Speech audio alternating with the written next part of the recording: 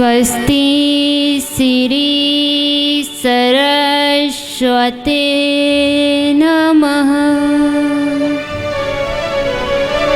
स्वस्ति श्री गुरुचरण कमलाभ्यो नमः। गजाननं भूतिगणादिसेवितं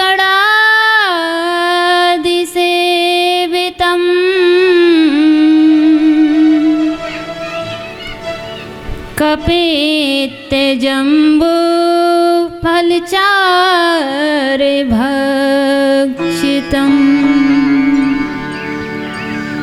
उमाश्रुतं शोकविनाशकारकम्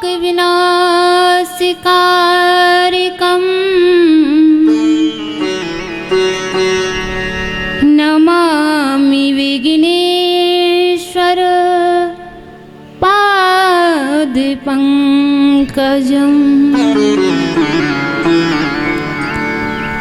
गुरुर्ब्रह्मा गुरुर्विष्णु गुरुर्देवो महेश्वरा। गुरुर्साक्षात् परब्रह्म तस्मै श्री गुरवे नमः।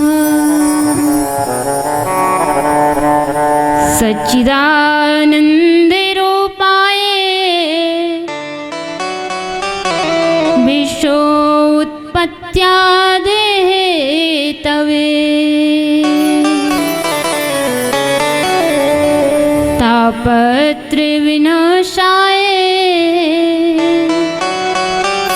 श्रीकृष्णाय वयं नमः।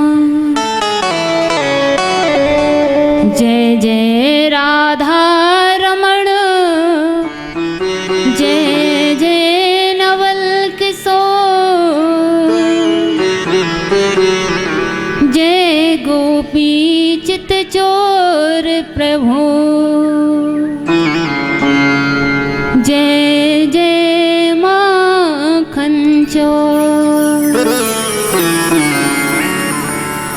अंजनी सुतवंदन करो महावीर बलवंत करी साहे रघुवंश की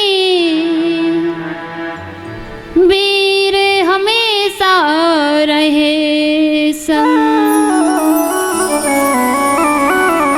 वीर हमेशा रहे संग सदा दीनन हितकारी। सीता की सुध लय वीर गण लंक चराई। मैया वीणा वादनी अइयो हंस सजाए। नाव बिपणी मझधार सो खींचे लगई ओ पार। बरसाने की राधिका प्यारी नंद गाँव के घनश्याम। उन दोनों के चरणों में मेरा कोटि कोटि प्रणाम। मेरा कोटि कोटि प्रणाम। बोली वृंदावन बिहारी लाल की राधा रानी अलबेली सरकार की सद्गुरुदेव भगवान की महामंडलेश्वर संत श्री ज्ञानदास जी महाराज की दादू दयाल भगवान की अवंतिका नगरी भागवत महापुराण की चार भुजानाथ भगवान की समस्त संतों की समस्त भक्तों की अपने अपने माता पिता की जय जय श्री राधे जय जय श्री राधे जय जय श्री राधे। श्याम गावो विश्वस्य मातरा हरि गो श्या राम मैं सब जग जानी करो प्रणाम जोर जुग पानी। सर्वप्रथम सदगुरुदेव भगवान के चरणों में मेरा कोटि कोटि नमन वंदन। मंच पर विराजित महामंडलेश्वर संत श्री ज्ञानदास जी महाराज को मेरा कोटि कोटि नमन वंदन प्रणाम। संगीत के सानिध्य में चल रहे सहयोगी गण भाइयों को राधे श्याम। मूल पाठ पर हमारे छोटे से पंडित जी को राधे श्याम। और दूर दरासी पधारे सभी वृद्धजन माता अनसुईया के पद चिन्हों पर चलने वाली हमारी माताओं बहनों को राधे श्याम। पांडाल की शोभा बढ़ाने वाले छोटे छोटे बाल गोपालों को मेरा राधे श्याम। समस्त भक्तों को राधे श्याम सीताराम। भागवत जी का प्रथम दिन है और बड़े ही सौभाग्य का विषय है कि आपके ग्राम अरंडिया में स्वयं श्रीधाम वृंदावन से स्वयं ठाकुर जी चल कर के आपके ग्राम अरंडिया में आए हैं। ये समझिए क्योंकि श्रीमद् भागवत महापुराण ठाकुर जी का ही स्वरूप है। तो आइए हम कथा में प्रवेश करने से पहले कुछ क्षण हरिनाम संकीर्तन, उसके बाद हम कथा में प्रवेश करेंगे। तो मन और वाणी को पवित्र करने के लिए कुछ क्षण हरिनाम संकीर्तन, उसके बाद जैसी हरि की इच्छा होगी वैसे हम कथा में प्रवेश करेंगे। गोविंद बोलो हरि गोपाल बोलो गोविंद बोलो हरि गोपाल बोलो गोविंद बोलो हरि गोपाल बोलो गोविंद बोलो हरि गोपाल बोलो राधा रमण हरि गोविंद बोलो राधा रमण हरि गोविंद बोलो राधा रमण हरि गोविंद बोलो राधा रमण हरि गोविंद बोलो गोविंद बोलो हरि गोपाल बोलो गोविंद बोलो हरि गोपाल बोलो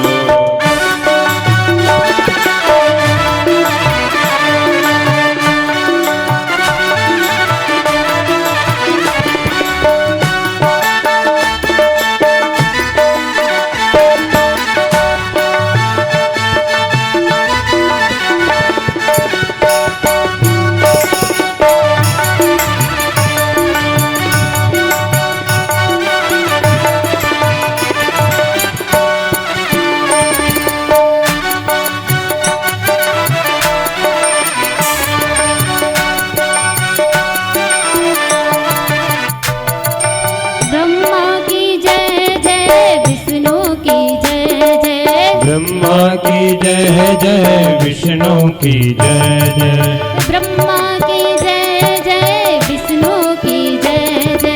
ब्रह्मा की जय जय विष्णु की जय जय उमापति महादेव शंकर की जय जय उमापति महादेव शंकर की जय जय उमापति महादेव शंकर की जय जय उमापति महादेव शंकर की जय जय गोविंद बोलो हरि गोपाल बोलो गोविंद बोलो हरि गोपाल बोलो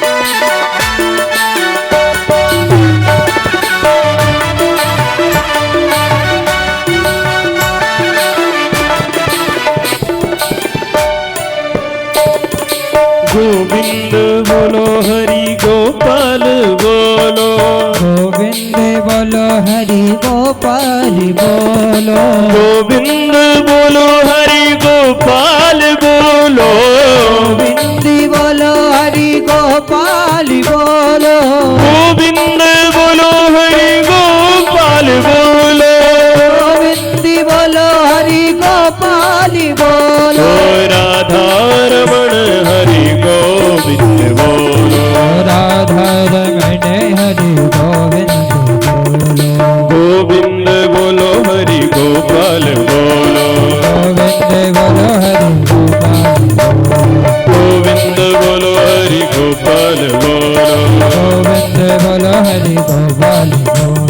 गोविंद बोलो हरि गोपाल बोलो, गोविंद बोलो हरि गोपाल बोलो, गोविंद बोलो हरि गोपाल बोलो, गोविंद बोलो हरि गोपाल बोलो, गोविंद बोलो हरि गोपाल बोलो, गोविंद बोलो हरि गोपाल बोलो, गोविंद बोलो हरि गोपाल बोलो, राधे राधे राधे राधे राधे राधे राधे राधे वृंदावन में राधे राधे कुंजगलिन में राधे राधे यमुना तट में राधे राधे बंसी बज में राधे राधे शनि बिहारी राधे राधे राधे राधे राधे राधे यमुना तट में राधे राधे निर्गुंजी में राधे राधे राधे राधे राधे राधे राधे राधे राधे राधे राधे राधे राधे जय जय श्री राधे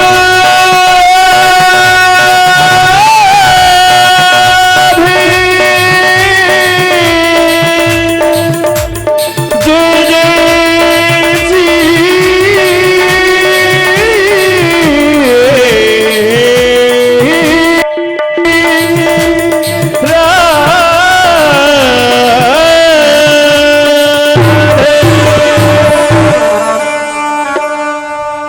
बोली वृंदावन बिहारी लाल की। आइए हम प्रथम दिन की कथा में प्रवेश करते हैं। देखिए, जब कपड़े पर मैल लग जाता है, एक उदाहरण दे रही हूँ आपके लिए, तो हम काय से साफ करते हैं? सर्फ से साफ करते हैं, साबुन से साफ करते हैं। हमारे शरीर पर मैल लग जाता है तो साबुन से साफ करते हैं, लेकिन अंतरात्मा में जब मैल लग जाता है तो ना साबुन से साफ होगा ना सर्फ से साफ होगा। ये अंतरात्मा का मैल साफ किससे होगा? हरि की कथा से, सत्संग से। भाग्योदयन बहु जन्म समर्जितैन सत्संग मम चालवते पुरुषो यदा वये अज्ञान हेतु कृत मोहे मदांधकार नाशम विदाय ही तदोदयते विवेकः। भाग्योदयन बहु जन्म समर्जितैन, एक जन्म नहीं, जब हमारे अनंत जन्मों के भाग्योदय होते हैं तब हमारे लिए श्रीमद् भागवत महापुराण कथा श्रवण करने का अवसर प्राप्त होता है। सत्संग मम चालवते पुरुषो यदा वै, ये जो सत्संग है ना, हरि की कृपा से ही सुनने को प्राप्त होता है। और आप सब बड़े सौभाग्यशाली हैं कि आपके ग्राम में श्रीमान बाबूलाल जी कुमावत स्वयं ठाकुर जी को श्रीधाम वृंदावन से लेकर के आए हैं। और देखो, कथा श्रवण करने का जो लाभ प्राप्त होता है उससे कई ज्यादा गुना कथा श्रवण कराने वाले को लाभ प्राप्त होता है। कथा एक सुनना और एक कथा की सारी व्यवस्था इतनी करना और दूसरों को कथा श्रवण कराना, ये सौभाग्य की बात है, भगवान के हरि भक्तों की बात है। तो आप सभी बड़े भाग्यवान हैं, सौभाग्यशाली हैं कि आपके ग्राम में श्रीमद् भागवत महापुराण ज्ञान गंगा बहा जा रही है। इसमें गोते लगाने से कोई चूक मत जाना, क्योंकि बहती गंगा में हाथ धुल लो तो बहुत अच्छा है, नहीं तो गंगा जी तो बहती जा ही रही है। भाग्य दैन बहु जन्म समर्थ दैन। एक जन्म नहीं, जब हमारे अनंत जन्मों के भाग्य होते हैं। इस जन्म के नहीं, कई अनंत जन्मों के भाग्य होते हैं, तब हमें सत्संग सुनने का अवसर प्राप्त होता है या सुनाने का अवसर प्राप्त होता है। देखो सत्संग में क्या होता है कि निद्रा देवी जो है ना सबसे ज्यादा व्यवधान डालती है। घर में नींद नहीं आएगी ना, लेकिन जब हम कथा श्रवण करेंगे तो जरूर नींद आ जाएगी, आ जाती है ना। तो निद्रा देवी किसी को व्यवधान न डाले, इसलिए एक बार जयकारा बड़े जोर से लगाना, बोलिए बांके बिहारी लाल की। सच्चिदानंद रूपाय विसो उत्पत्त्या देहे तवे तापत्र विनाशाय श्री कृष्णाय वयम नमः। हम लोग बात बात पर कहा करते हैं सच्चिदानंद सच्चिदानंद। कोई सच्चिदानंद का अर्थ जानता है क्या होता है? क्या होता है? सत्य माने ईश्वर, भगवान। क्योंकि भगवान हजारों वर्ष पहले भी थे और हजारों वर्ष बाद भी रहेंगे। हम तो ना हजारों वर्ष पहले थे और ना हजारों वर्ष बाद रहेंगे। चित्त माने होता है प्रकाश। जब हमारे लिए उजाले की आवश्यकता होती है ना, तो हम क्या करते हैं?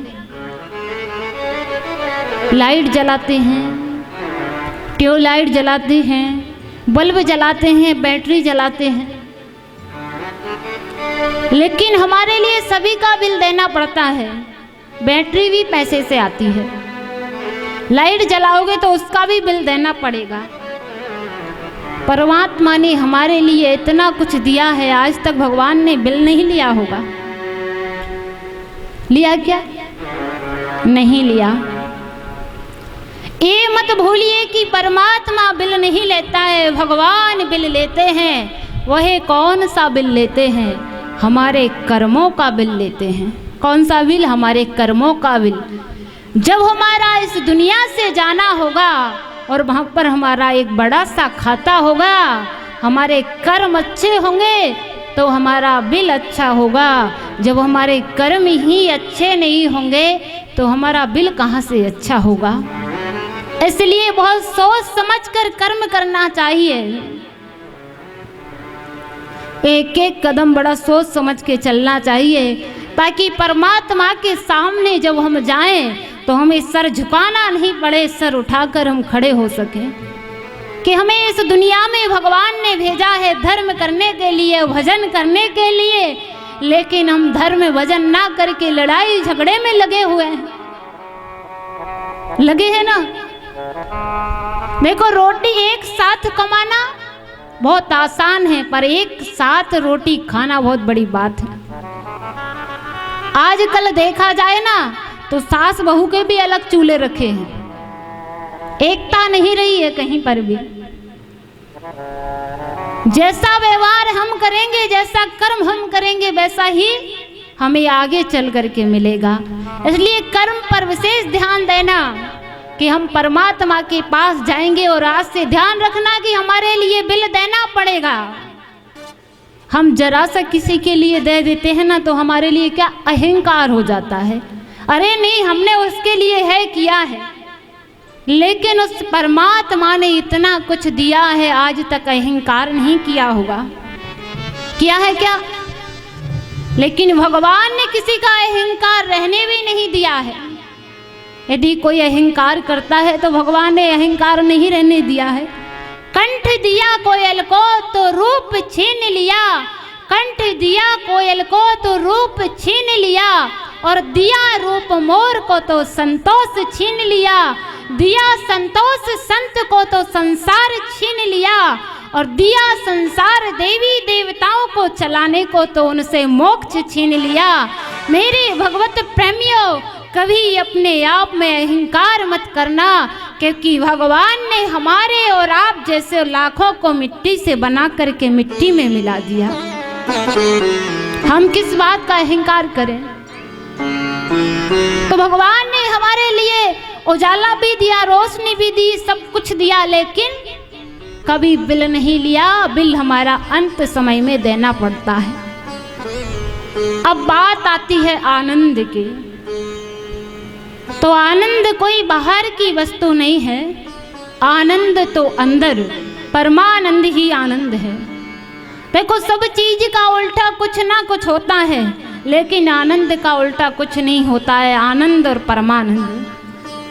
और जिसके हृदय में आनंद है उसको परमानंद मिल जाते हैं। सच्चित आनंद, सच्चिदानंद का अर्थ समझ गए आप लोग? समझ गए कि नहीं समझे?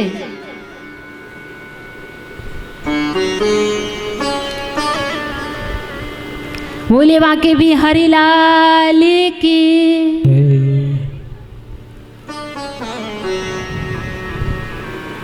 आइए हम आगे की ओर चलते हैं। ताप कितने प्रकार के होते हैं? दैहिक, दैविक, भौतिक तापा, राम राज्य कहूं व्यापा। और आजकल क्या होता है कि हर व्यक्ति पता क्या है, अपने आप में दुखी बहुत है। हमने देखा है सब कुछ है लेकिन फिर भी दुखी है। कोई तन दुखी, कोई मन दुखी, कोई धन बिन रहते उदास, थोड़े थोड़े सब दुखी सुखी राम के दास। तन के दुखी कैसे होते हैं कि जिन्हें कुछ भी नहीं है फिर भी सर दर्द का बहाना है। क्यों? क्योंकि काम करना पड़ेगा। क्या काम करना पड़ेगा, इसलिए सर दर्द का बहाना बनाओ और बिस्तर में सो जाओ। ऐसे होते हैं तन के दुखी, अपने आप से ही दुखी रहते हैं। लेकिन कुछ लोगों को बीमारी भी रहती है, ऐसा नहीं है। और मन दुखी कैसे होते हैं? मन दुखी होते हैं कि सामने वाले का महल बना तो कैसे बना।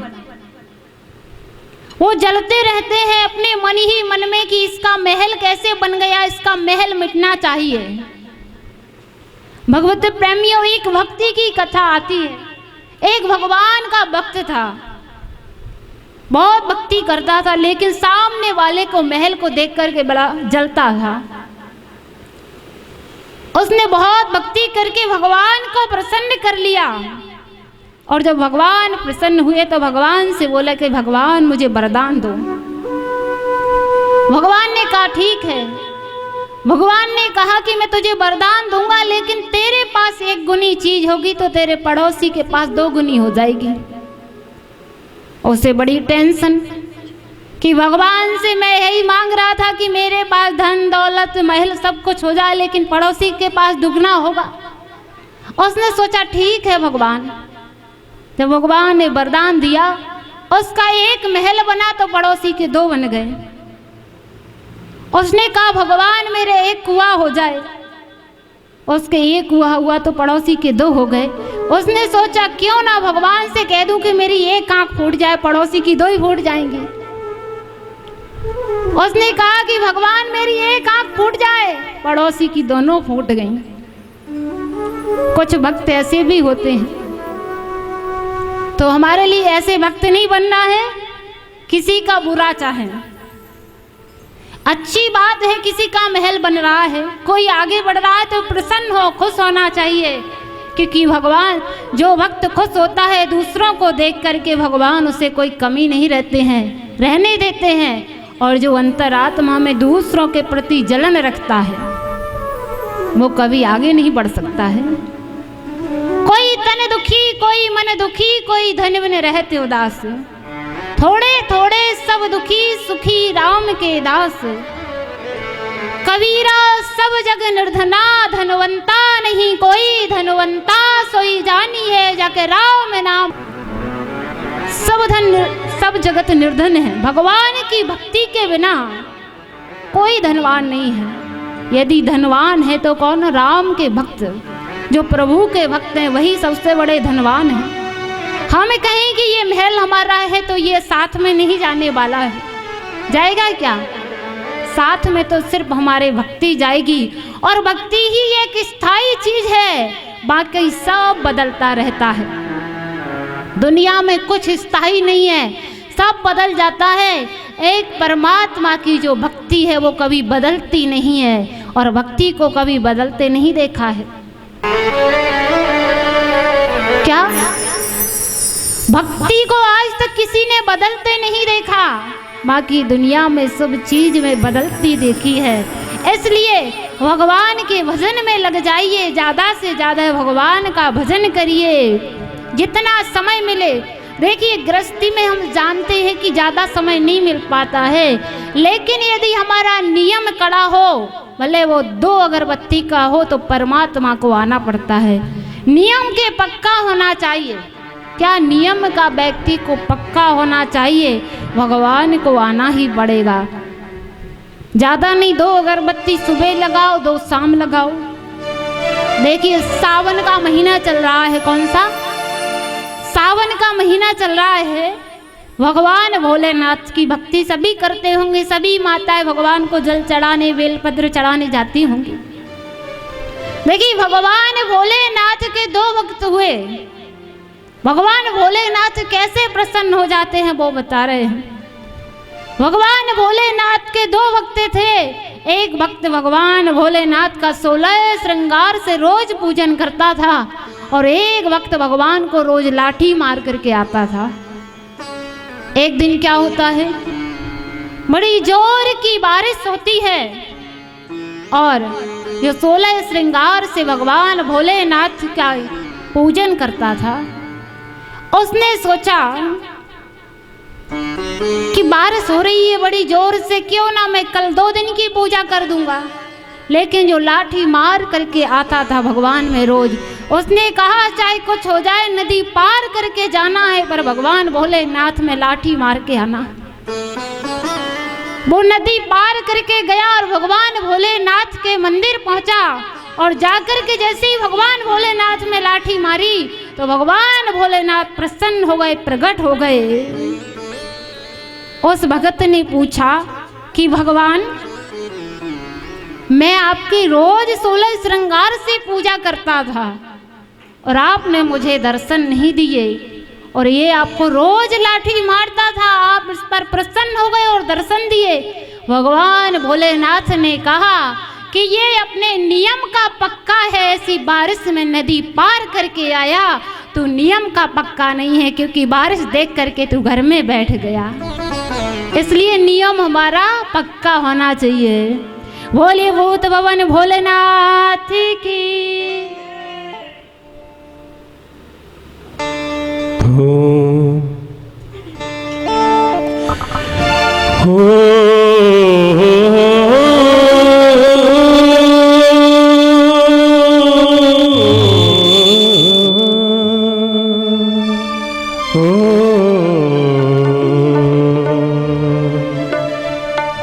शिव समान दाता नहीं, विपत्ति विनाशनहार,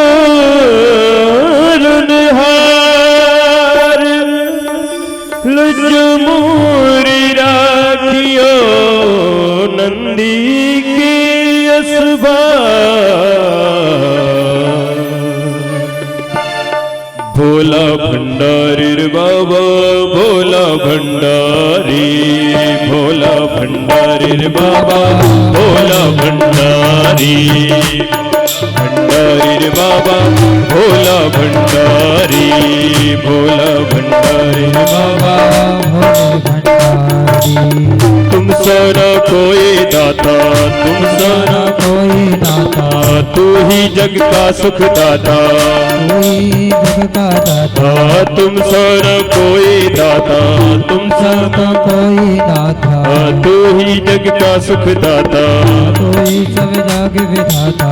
तूने ही सारे जग की, तूने ही सारे जग की, तूने ही सारी जग की विपदा है तारी। भोला भंडारी बाबा, भोला भंडारी, भोला भंडारी बाबा, भोला भंडारी।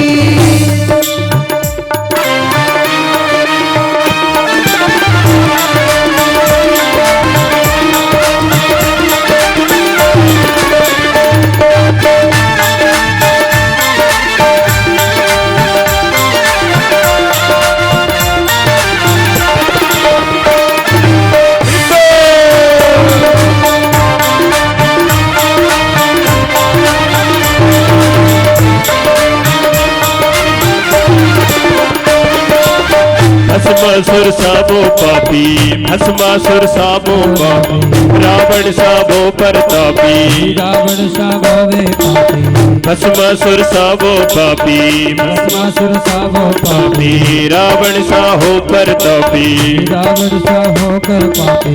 तूने ना अंतर कीधा, तूने अंतर कीधा, जिसने जो मांगा दिया, तूने जो मांगा दिया। अब क्यों निष्ठुर हो भोले, अब क्यों निष्ठुर हो भोले, आज अपनी बारी। भोला भंडारी रे बाबा, भोला भंडारी, भोला भंडारी बाबा, भोला भंडारी, भोला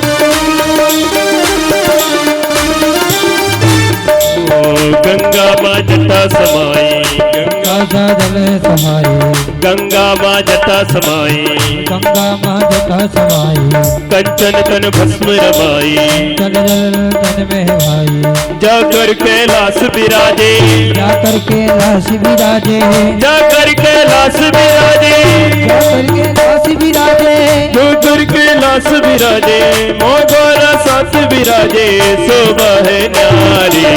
भोला भंडारी रे बाबा, भोला भंडारी, भोला भंडारी बाबा, भोला भंडारी।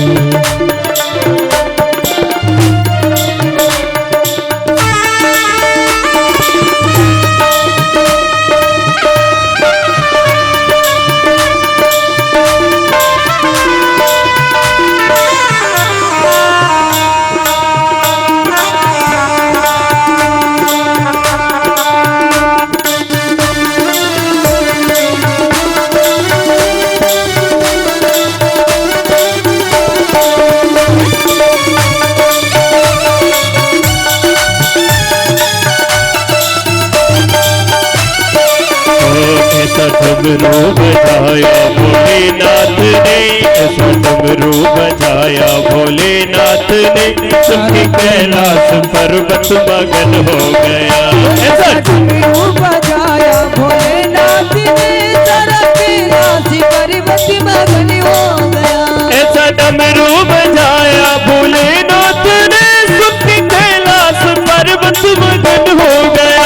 ऐसा डमरू बजाया भोलेनाथ ने, सारा कैलाश पर्वत मगन हो गया। सुन के कैलाश पर्वत मगन हो गया, सुन के कैलाश पर्वत मगन हो गया, सुन के कैलाश पर्वत मगन हो गया, सुन के कैलाश पर्वत मगन हो गया। ऐसा डमरू बजाया भोलेनाथ ने, सुन के कैलाश पर्वत मगन हो गया, सुन के कैलाश पर्वत मगन हो गया।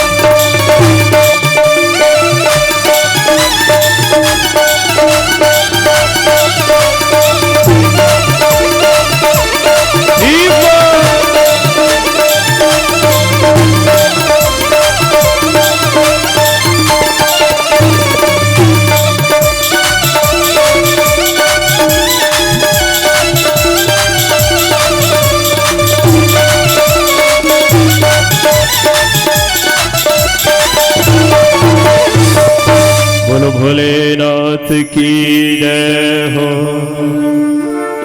बोली वृंदावन बिहारी लाल की।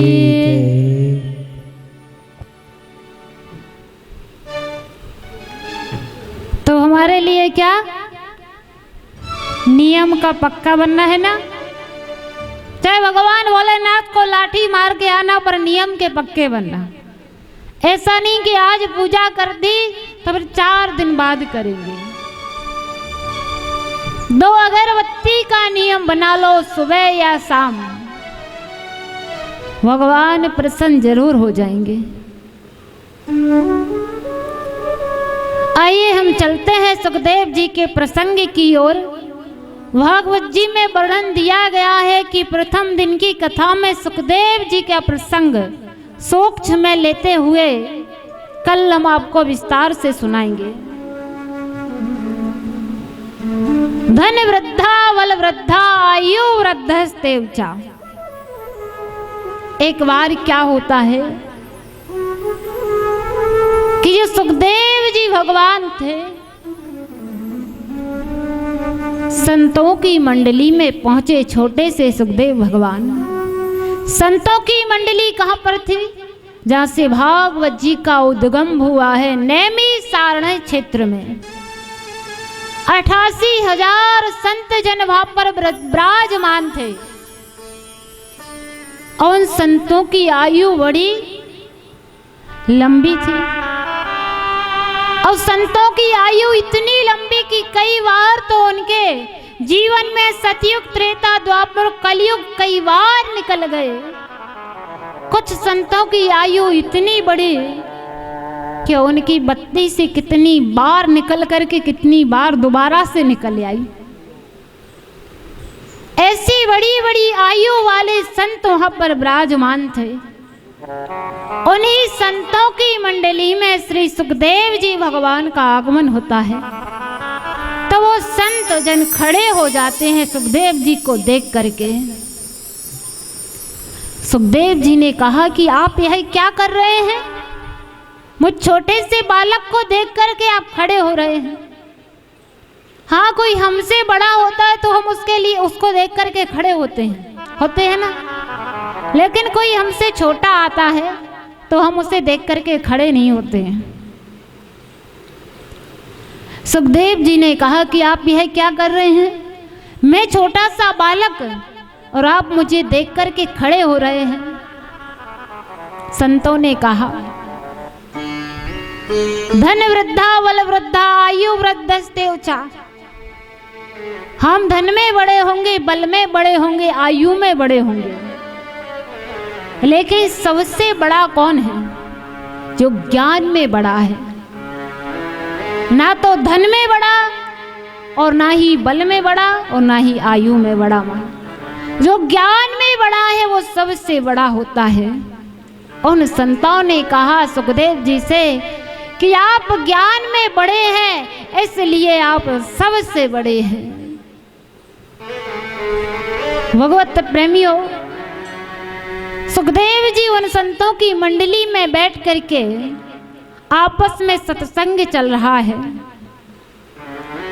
संत एक से एक प्रश्न करते जा रहे हैं सुखदेव भगवान से, लेकिन सबने अलग अलग प्रश्न किए। एक संत ने जन कल्याण का प्रश्न किया। सुखदेव जी को बड़ा अच्छा लगा, क्योंकि अपने अपने कल्याण के लिए तो हर कोई सोचता है, हर कोई पूछता है, लेकिन जन कल्याण के लिए कोई नहीं पूछता है। पूछता है क्या, बताइए? हम सोचते हैं हमारा उद्धार हो जाए काफी है, लेकिन कोई बहुत बड़ी धर्मात्मा जो आत्मा होती है वो अपना उद्धार ना सोचते हुए दूसरे के बारे में सोचती है कि इनका भी उद्धार होना चाहिए। भगवत प्रेमियों, ऐसा ही सत्संग चल रहा था। सुखदेव भगवान ने कहा कि मुझे आपका प्रश्न बड़ा अच्छा लगा, क्योंकि आपने अपने बारे में नहीं, आपने जन कल्याण के बारे में पूछा है। आपने कहा ही कि संसार के व्यक्तियों का मन भक्ति में कैसे लगे, क्योंकि भगवत प्रेमियों, संसार के व्यक्ति तो खाने, खेलने, हंसने, नाचने में लगे हुए हैं। वहां पर सत्संग चल रहा था। यह प्रसंग हम आपको कल संपूर्ण रूप से श्रवण कराएंगे। एक बार क्या होता है कि नारद जी अपना बीड़ा बजाते हुए नारद जी की आदत है कि हर जगह घूमते ही रहते हैं, नारायण नारायण। सब क्षेत्रों में घूम रहे थे। नारद जी जब श्री धाम वृंदावन आए, हरि क्षेत्र कुरुक्षेत्र सब में घूम करके, तो नारद जी ने क्या एक दृश्य देखा वहां पर भी। जब नारद जी ने एक दृश्य देखा तो वो दृश्य क्या था कि बेटे वृद्ध और माँ जवान। और वो वृद्ध बेटे कौन थे? ज्ञान और वैराग्य। और माँ कौन थी? भक्ति देवी। जैसे ही नारद जी को भक्ति माता ने देखा और भक्ति माता नारद जी के चरणों में लेट गई, कहा, हे भगवान, आप मेरे बच्चों का बुढ़ापा दूर करिए, आप मेरे बच्चों का बुढ़ापा दूर करिए। देखिए, माँ कष्ट में हो, माँ दुख में हो तो बेटे देख लेते हैं माँ के लिए दुख में, लेकिन जब बेटे दुख में हो तो वो माँ नहीं देख पाती है। कहते हैं कि एक माँ 4 बेटों को पाल देती है बर्तन मांज करके, लेकिन बुढ़ापे में वो 4 बेटों से एक माँ नहीं पाली जाती है। बड़ा कहता है कि छोटा रख ले, छोटा कहता है कि बीच वाला रख ले। वो माँ चारों के यहाँ चक्कर काटती है, 1-1 महीने काटती है ना। माँ से बड़ा हृदय, माँ से बड़ा दर्जा किसी का नहीं है। भक्ति माता से अपने बेटों का दुख नहीं देखा जा रहा। विचार करती कि मैं जवान हूं और मेरे बेटे वृद्ध हो गए। नारद जी से कहा कि आप मेरे बेटों का बुढ़ापा दूर करिए। नारद जी ने कहा कि आपके बेटों का बुढ़ापा दूर तो एक क्षण में हो जाएगा। भगवत प्रेमियों, नारद जी ने वेद का पाठ किया, वेदांत का पाठ किया, लेकिन बुढ़ापा दूर नहीं हुआ। नारद जी बड़े परेशान हो गए कि इनका बुढ़ापा दूर नहीं हो रहा है। भक्ति माता से नारद जी बोले कि हम इनके बुढ़ापा दूर करने का उपाय अवश्य खोजेंगे। नारद जी आगे की ओर गए, नारायण नारायण अपना बीड़ा बजाते हुए। इधर सनत कुमार चारों भाई बैठे हुए थे जो हमेशा 5 वर्ष के रहते हैं, क्योंकि इन्हें भगवान ने वरदान दिया है और इन्हें भगवान से वरदान लिया है कि भगवान हमेशा हम 5 वर्ष के ही रहें। क्यों? क्योंकि 5 वर्ष के बालक के अंदर कोई छल कपट राग दोष नहीं होता है। 5 वर्ष का बालक और गौ माता की आंखें देखना एक जैसी होती है। 5 वर्ष का बालक नहीं जानता है कि अपना पराई में नहीं जानता, वो अच्छे बुरे का ज्ञान नहीं होता उसे। उन चारों भाइयों ने भगवान से वरदान लिया था कि हम हमेशा 5 वर्ष के ही रहें। वो चारों भाई बैठे थे और जैसे ही नारद जी का वहां पर आगमन होता है तो नारद जी बड़े दुखी। नारद जी को जब देखा तो कहा कि आप तो दुनिया के हंसाने वाले और आज आप स्वयं रो रहे हैं, आज आप बड़े दुखी दिख रहे हैं। कहते हैं कि आप तो रोते को हंसा देते हैं और हंसते को रुला देते हैं। आज क्या बात है नारद जी, आज आप स्वयं उदास हैं, दुखी हैं। नारद जी ने कहा कि हाँ, मैं आज बहुत उदास हूँ। सनत कुमार चारों भाइयों ने पूछा कि आपकी उदासी का कारण क्या है। नारद जी ने कहा कि मैं हरि क्षेत्र गया, कुरुक्षेत्र गया, गंगोत्री गया, यमुनोत्री गया, जो श्री धाम वृंदावन में आया तो मैंने एक दृश्य देखा। और वो दृश्य क्या देखा कि माँ जवान और बेटे वृद्ध।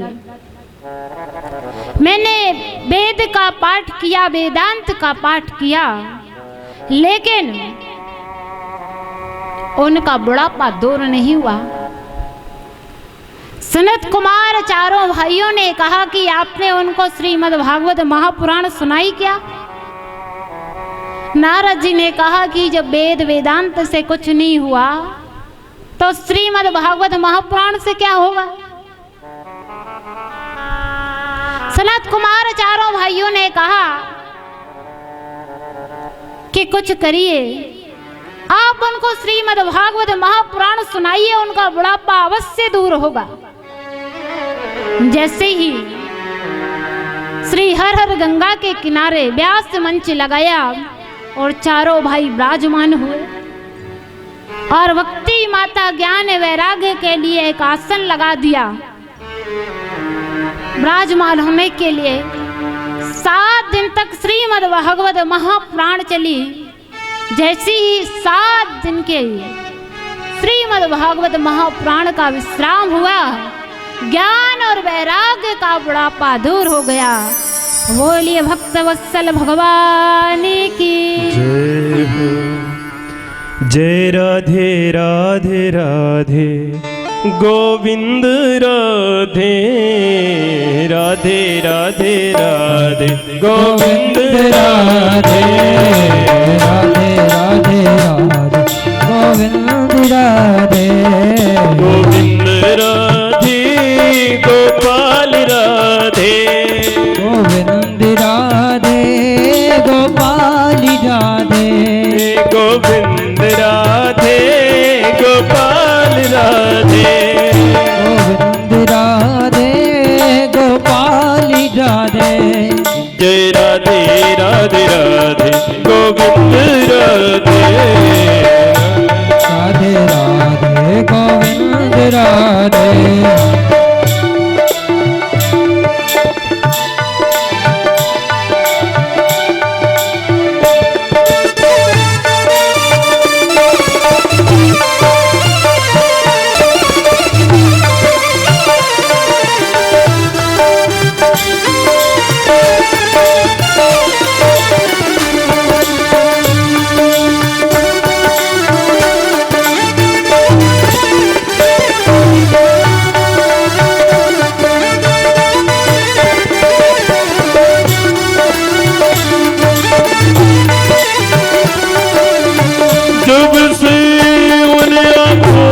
से आँख लड़ी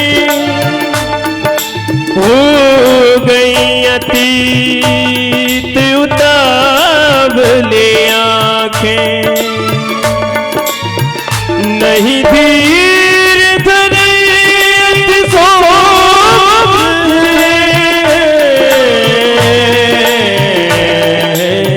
साबर सलोने की कजरारी आँखें, सागर सलोने की कजरारी आँखें। राधे राधे राधे गोविंद राधे। गाइए सभी लोग। राधे गोविंद राधे गोविंद राधे गोपाल राधे गोविंद राधे गोपाल राधे गोविंद राधे गोपाल राधे गोविंद राधे गोपाल राधे। जय राधे राधे राधे। ऐसे नहीं, आज से इस जगह को हम वृंदावन धाम में परिवर्तित करेंगे, लेकिन वो ऐसे नहीं होगी, भक्ति रूप में। उठाइए दोनों हाथ और तालियों से स्वागत करते हुए गाएंगे सभी लोग। क्या गाएंगे? जय राधे राधे राधे गोविंद राधे राधे राधे राधे गोविंद राधे राधे राधे राधे गोविंद राधे।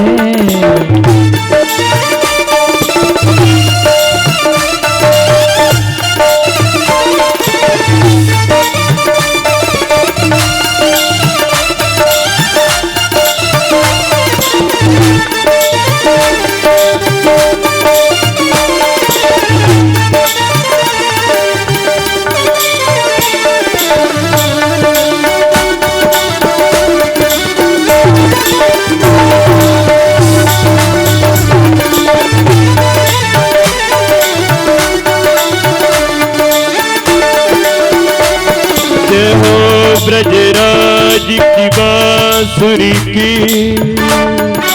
ब्रज मोहन की बनवारी की जय जय। ललिता रंग देवी विशाख की जय। सुकुमारी श्री राधिका प्यारी की जय। सुकुमारी श्री राधिका प्यारी की जय।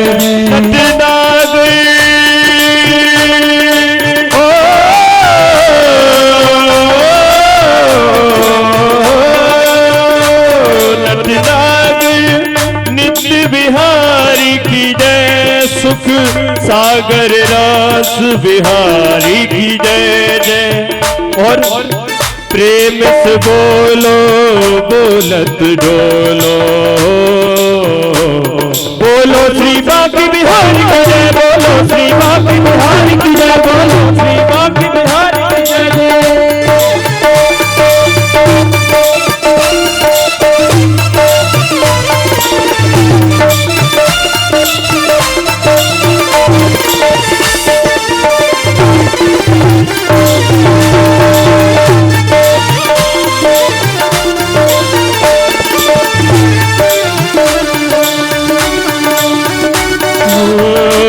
वृंदावन में बसा लीजिए मेरी राधे। वृंदावन में बसा लीजिए मेरी राधे। कोई ऐसी सजा दीजिए मेरी राधे। कोई ऐसी सजा दीजिए। उम्र भर बरसा न रहो मेरी राधे। उम्र भर बरसा न रहो मेरी राधे। कोई ऐसी सजा दीजिए मेरी राधे। कोई ऐसी सजा दीजिए। कोई ऐसी सजा दीजिए मेरी राधे। कोई ऐसी सजा दीजिए। बोलो राधा रानी सरकार की जय हो। बोलो वृंदावन बिहारी लाल की।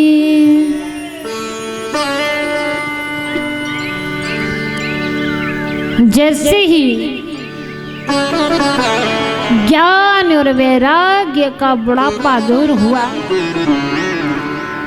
और जहां पर श्रीमद् भागवत महापुराण हो वहां पर भीड़ तो रहती है। दसों हजार लोगों की भीड़ वहां पर थी। साधु संत भी वहां पर आए थे। एक व्यक्ति के मन में विचार आया कि कोई पापी व्यक्ति यदि श्रीमद् भागवत महापुराण श्रवण करता है तो उसका उद्धार हो जाता है। थोड़े बहुत पाप करता है। और कोई धर्मात्मा श्रवण करता है तो उसका उद्धार तो होना ही होना है। एक व्यक्ति ने कहा कि जिसका जन्म जन्मांतर जिसने पाप किए हैं, क्या श्रीमद् भागवत महापुराण सुनने से उसके पाप दूर हो सकते हैं? भगवत प्रेमियों, वही सनत कुमार चारों भाई, सुखदेव भगवान, नारद जी, इन्होंने कहा कि जिस व्यक्ति ने अपने जीवन में कभी कोई धर्म नहीं किया हो, पाप ही पाप किए हों और वो मर जाए, उसके मरने के बाद यदि उसके नाम से श्रीमद् भागवत महापुराण करा दी जाए तब भी उसे मोक्ष की प्राप्ति हो जाती है। लोगों ने कहा कि कोई जीते जी भागवत जी सुन ले वो बात अलग है, लेकिन मरने के बाद उसके नाम से भागवत जी करा दी जाए उसका मोक्ष कैसे हो सकता है? इस बात का हमें विश्वास नहीं है। भगवत प्रेमियों, तब कहा कि भागवत जी में एक प्रसंग आता है, जिस व्यक्ति ने अपने जीवन में कभी कोई धर्म नहीं किया और उसने पूरे जीवन पाप किए, मरने के बाद उसके नाम से भागवत जी कराई गई तो उसका उद्धार हो गया। तुंगभद्रा तटे तुंगभद्रा नाम का ही एक नदी थी, उसके ऊपर एक सुंदर सा नगर का निर्माण था, जिस नगर में रहते थे कौन? आत्मदेव जी। अब आत्मदेव जी तो बड़े विद्वान थे, बड़े ज्ञानी पंडित थे, अपने पूजा पाठ के अलावा कोई दूसरी चीज से मतलब नहीं रखते थे। जितने विद्वान, जितने भक्त थे, और उनकी घरवाली उतनी ही खराब थी। उसका नाम था धुंधेली। भगवत प्रेमियों, उसके अंदर क्या गुण थे कि जैसे ही आत्मदेव जी पूजा पाठ करके आते तो आत्मदेव जी को देख करके ही गंगा जल लेकर के खड़ी हो जाती बाहर, कलश लेकर के, मेरे स्वामी आ गए। और जैसे ही आत्मदेव जी घर से बाहर गए तो पड़ोसियों से लड़ाई झगड़ा चुगली निंदा सब प्रारंभ हो जाती उसके। एक बार क्या होता है, देखो, जब आत्मदेव जी का वो सम्मान करती थी तो आत्मदेव जी सोचते कि मेरी पत्नी बड़ी अच्छी है। देखो, मुझे दूर से देख करके हाथ में कलश लेकर के आ जाती है जल पिलाने के लिए, बड़ी सुंदर है, बड़ी सुशील है। अब उनको क्या पता कि मेरे पीठ पीछे क्या करती है। भगवत प्रेमियों, आत्मदेव जी के घर पर तुलसी का वृक्ष था, लेकिन वो तुलसी का वृक्ष हरा भरा नहीं था। गौ माता भी थी तो वो गौ बांझ थी।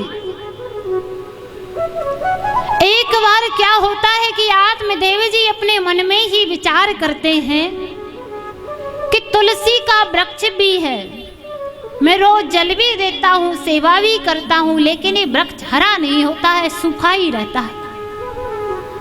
मेरे घर गौ भी है, लेकिन ये गौ भी बांझ है, 6 वर्ष हो गए, इसके बच्चा बच्चिया कुछ नहीं है। अपने ही मन में विचार कर रहे थे। धीरे धीरे क्या होता है, पड़ोसियों का आना प्रारंभ होता है और कहते हैं कि ज्यादा बढ़िया पड़ोसी मिल जाए तो उखाड़ कर ही मानते हैं, बसा बसाया घर उजाड़ देते हैं। आत्मदेव जी के घर आना जाना हुआ पड़ोसियों का। पड़ोसियों ने आत्मदेव जी से कहा कि आपके घर हम तुलसी का वृक्ष बहुत दिन से देख रहे हैं, लेकिन ये वृक्ष हरा नहीं होता है। आत्मदेव जी ने कहा कि भैया, जल तो मैं रोज देता हूँ, क्या पता ये हरा क्यों नहीं होता है। फिर पड़ोसियों ने कहा कि आपके घर गऊ भी है, हम बहुत वर्षों से देख रहे हैं, ये बांझ है। आत्मदेव जी ने कहा कि भैया, सेवा तो मैं खूब करता हूँ, लेकिन क्या पता गौ माता बांझ क्यों है। पड़ोसियों ने कहा आत्मदेव जी से, आप पापी हैं, आपके घर पुत्र नहीं है, इसी पाप की वजह से आपके घर गौ बांझ है, आपके घर तुलसी हरी नहीं होती है। आत्मदेव जी के मन में विचार आया कि मैं बड़ा पापी हूँ, मैं बड़ा पापी हूँ। और आत्मदेव जी रात्रि में उठे, संकल्प लिया, जंगल में गए भजन करने के लिए और संकल्प लिया कि जब तक मुझे पुत्र प्राप्ति का वरदान नहीं देंगे भगवान, तब तक मैं लौट करके घर नहीं आऊंगा। आत्मदेव जी जंगल में पहुंचे और जैसे ही एक वृक्ष के नीचे बैठ गए, भगवान का भजन करने लगे। कुछ समय व्यतीत हुआ, वहां से एक संत जी का आगमन हुआ और संत जी ने जब आत्मदेव जी के चेहरे को देखा तो संत जी ने सोचा कि ये तो कोई विद्वान ब्राह्मण दिखाई देता है, लेकिन ये दुखी है। किस बात से दुखी है, क्योंकि हमारा जो चेहरा है ना बता देता है।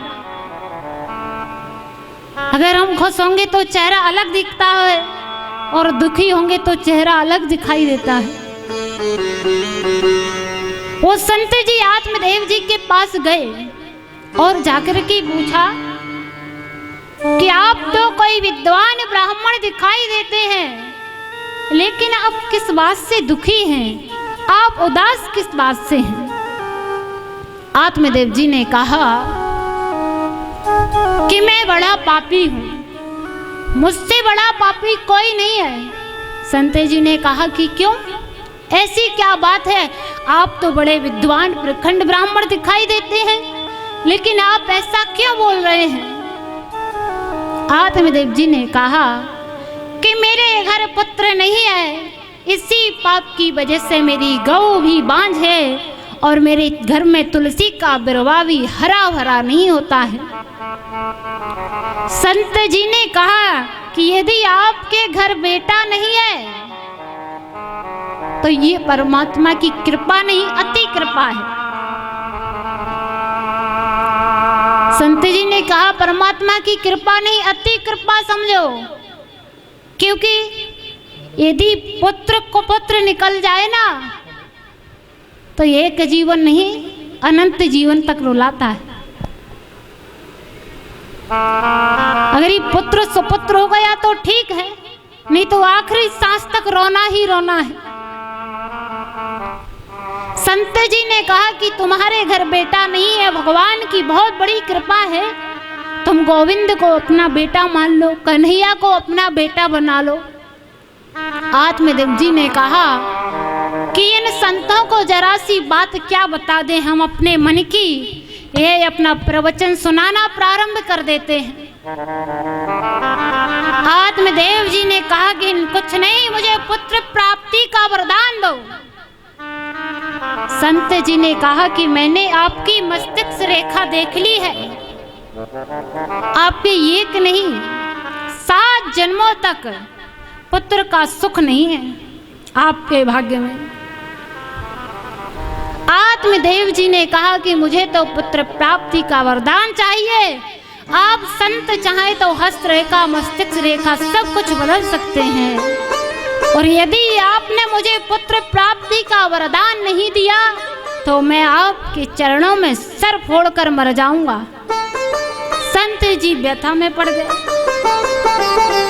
संत जी ने कहा कि भाई मैं तुम्हारा दुख दूर करने के लिए आया हूं, तुम्हें मारने के लिए नहीं आया हूं। संतों का हृदय वैसे ही बहुत कोमल होता है। संत जी ने कहा कि मैं तुम्हें मारने को थोड़ी आया हूं, मैं तुम्हारे दुख का कारण पूछने के लिए आया था। आत्मदेव जी ने कहा कि मुझे कुछ नहीं, मुझे पुत्र प्राप्ति का वरदान चाहिए, और यदि आपने मुझे पुत्र प्राप्ति का वरदान नहीं दिया तो मैं आपके चरणों में सर फोड़ करके मर जाऊंगा। जैसे ही इतनी बात सुनी संत जी ने, संत जी भी घबरा गए। संत जी ने कहा ठीक ठीक, मैं आपको पुत्र प्राप्ति का वरदान देता हूं। संत जी ने एक फल दिया और कहा कि ये फल जाकर के अपनी पत्नी को दे देना। आत्मदेव जी वो फल लेकर के आए। संत जी ने कहा कि इस फल को खाने से तुम्हारी पत्नी गर्भवती होगी और पुत्र प्राप्त होगा। जैसे ही आत्मदेव जी ने अपनी पत्नी से कहा कि देवी तुम इस फल को खा लेना और इस फल के खाने से हमें पुत्र की प्राप्ति होगी। अब पत्नी बड़ी चंचल थी, बड़ी चालू थी। सोचा कि अब कौन 9 महीने तक कष्ट सहेगा, और कहीं सुखदेव की तरह 12 वर्ष गर्भ रह गया तो कौन इतना कष्ट झेलेगा। लालन पालन में भी बड़ी तकलीफ होती है, कौन इतने कष्ट उठाएगा, नहीं चाहिए पुत्र। मन में विचार करने लगी कि अब पति से क्या बोलूंगी। मन में विचार किया कि मैं अपनी सहेली के घर जाती हूँ। और जैसे ही वो धुंधली अपनी सहेली के घर गई, अपने पति से कपट किया। और यही छल कपट भगवान को पसंद नहीं है। निर्मल मन जन सो मोहे पावा, मोहे कपट छल छिद्र ना भावा। भगवान को निर्मल मन ही भाता है, छल कपट भगवान को नहीं भाता है। और जो स्त्री अपने पति से छल कपट करती है, समझ लेना परमात्मा से छल कपट कर रही है, क्योंकि पति परमेश्वर होता है। पति से छल कपट करो या परमात्मा से बराबर है। उसने अपने पति को धोखा दिया और जैसे ही सहेली के घर गई और जाकर के सहेली से बोली कि जहाँ खाने वाला है वहाँ खाना नहीं है, जहाँ खाने वाले हैं वहाँ भोजन की व्यवस्था नहीं है, और जहाँ भोजन के ढेर पड़े हैं वहाँ कोई पाने वाला नहीं है। सहेली उसकी बात नहीं समझी। सहेली ने कहा कि बहन मैं आपकी बात नहीं समझी, आप कहना क्या चाह रही हैं। उसने कहा कि देखो तुम्हारे घर 9 बेटे हैं, लेकिन इनको अन्न का दाना नसीब नहीं है, और मेरे घर करोड़ों की संपत्ति है पर कोई खाने वाला नहीं है। सहेली ने कहा ये बात तो आपकी ठीक है। सहेली से बोली कि एक काम करो, मैं आपको बहुत सारा धन दे देती हूँ, और आपकी जो अब की बार 10वीं संतान हो वह मुझे दे देना, किसी को बताना मत। मैं अपने पति से कह दूंगी कि मुझे पुत्र हुआ है, पुत्र हुआ है। सहेली ने कहा ठीक है। और दोनों ने मिलकर के जो फल था वो फल गाय को खिला दिया। संत की परीक्षा लेने के लिए कि फल खाने से पुत्र होता है कि नहीं होता है।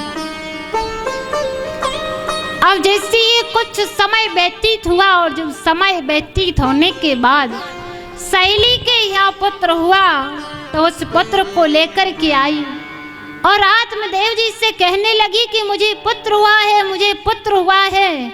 आत्मदेव जी भोले भाले बड़े प्रसन्न हुए, खूब बधाइयां बांटी, खुश हुए कि हमारे घर पुत्र हुआ है, पुत्र हुआ है।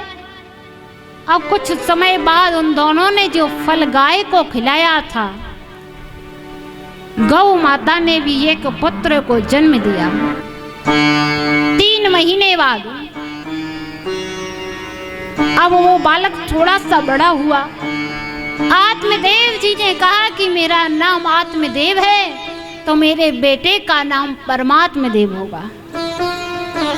धुंधली बोली अरे वाह वाह, 9 महीने कष्ट हमने सहा, बालक को जन्म हमने दिया, और नाम आपके नाम से मिलता जुलता रखोगे? नहीं, नाम तो हम हमारे नाम से मिलता हुआ रखेंगे। आत्मदेव जी ने कहा कि देवी मुझे कोई आपत्ति नहीं।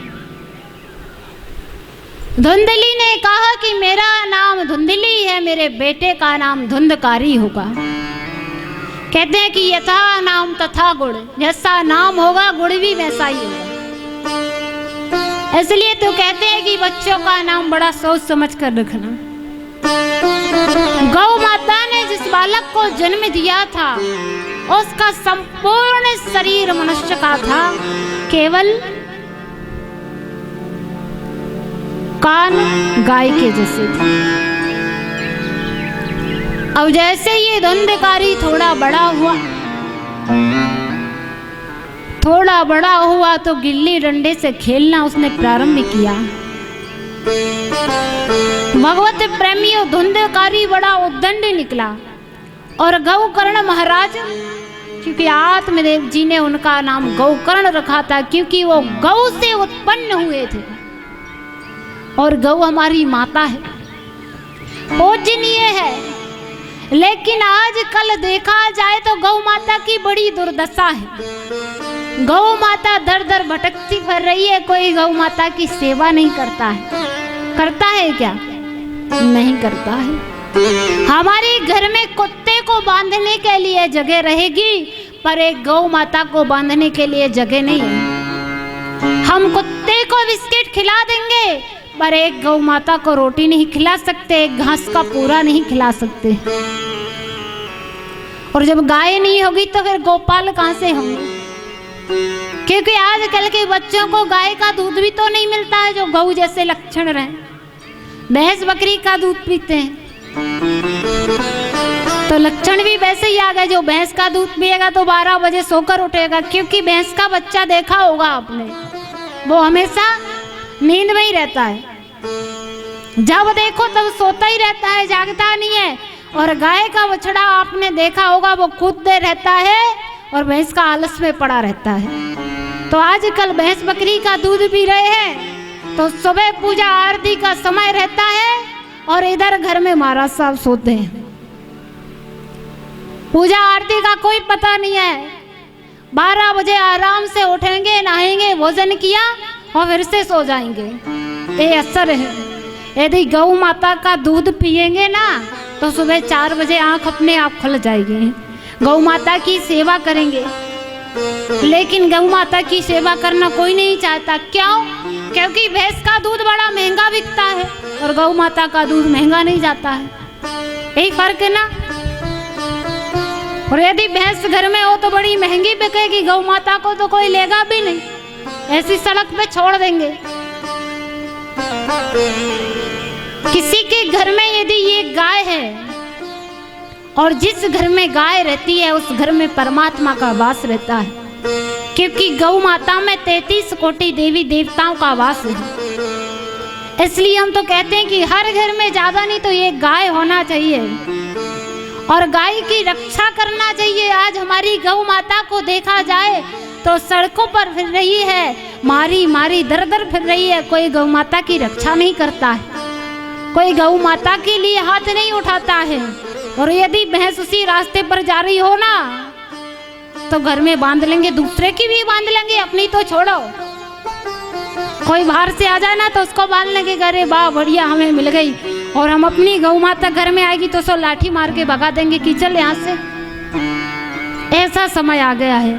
बोली वृंदावन बिहारी लाल की।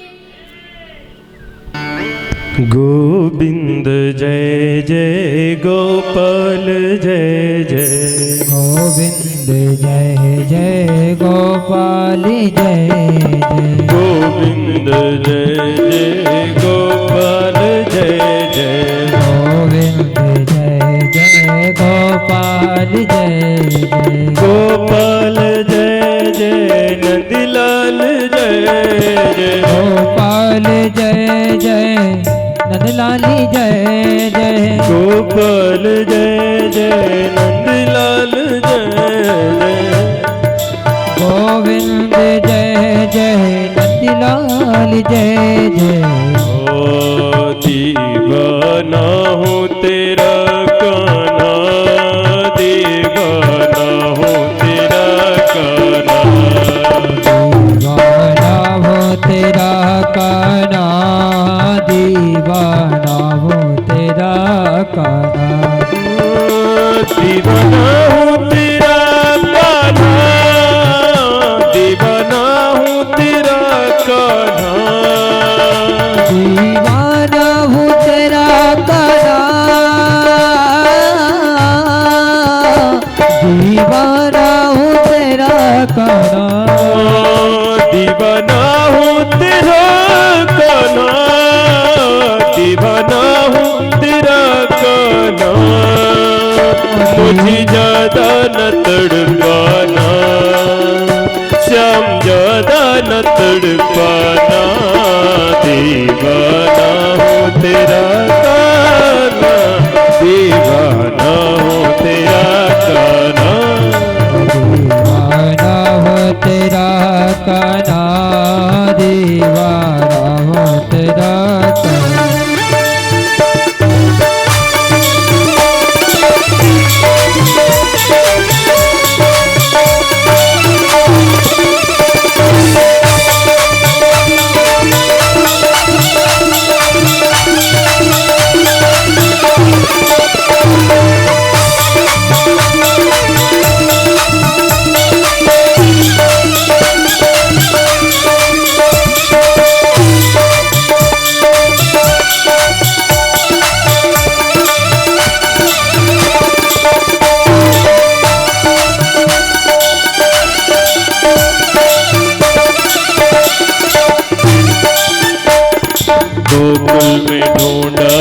तुझे, वृंदावन में ढूंढा तुझे कान्हा रे। ढूंढा तुझे, वृंदावन में ढूंढा तुझे, ओ गोकुल में ढूंढा तुझे, वृंदावन में ढूंढा तुझे। गोकुल में ढूंढा तुझे, वृंदावन में ढूंढा तुझे। ढूंढ आया मैं बरसाना, ढूंढ आया मैं बरसाना, दीवाना हो तेरा कान्हा, दीवाना हो तेरा कान्हा, दीवाना हो तेरा कान्हा, दीवाना हो तेरा कान्हा। दीवाना हूँ तेरा कान्हा, दीवाना हूँ तेरा कान्हा।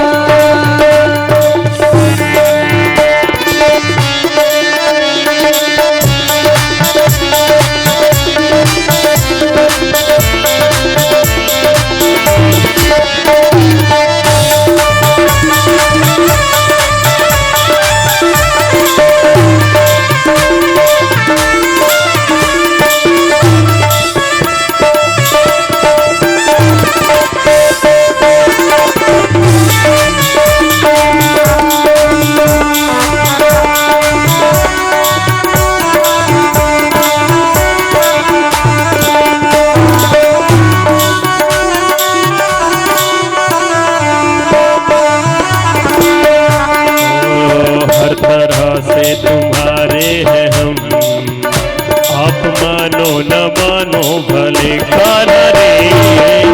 हर तरह से तुम्हारे हैं हम, आप मानो न मानो भले। हर तरह से तुम्हारे हैं हम, आप मानो न मानो भले।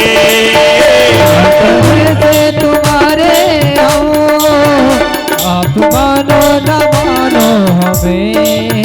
अपने दिल से न ठुकराना, अपने दर से न ठुकराना, दीवाना हो तेरा कान्हा, दीवाना हो तेरा कान्हा।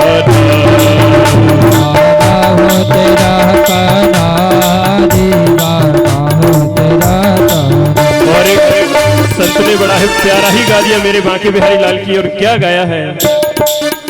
श्याम सपनों में आता क्यों नहीं, श्याम सपनों में आता क्यों नहीं, श्याम सपनों में आता क्यों नहीं, सपनों में आता क्यों नहीं, श्याम सपनों में आता क्यों नहीं, श्याम सपनों में आता क्यों नहीं। प्यारी सूरत दिखाता क्यों नहीं, श्याम सपनों में आता क्यों नहीं, सपनों में आता क्यों नहीं।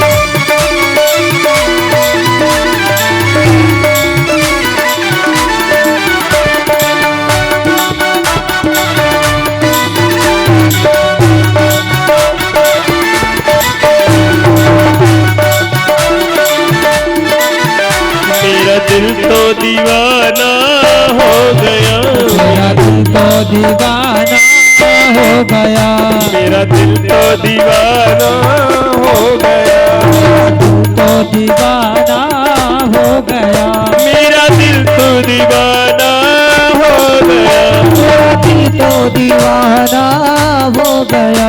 मेरे नैनों में सूरत शाम की, मेरे नैनों में सूरत शाम की, मेरे नैनों में नैनों मेरे नैनों में नैनों मेरे नैनों में सूरत श्याम की, मेरे नैनों में सूरत श्याम की। और मुझको दीवाना क्यों नहीं श्याम सपनों में आता, क्यों नहीं श्याम सपनों में आता क्यों नहीं।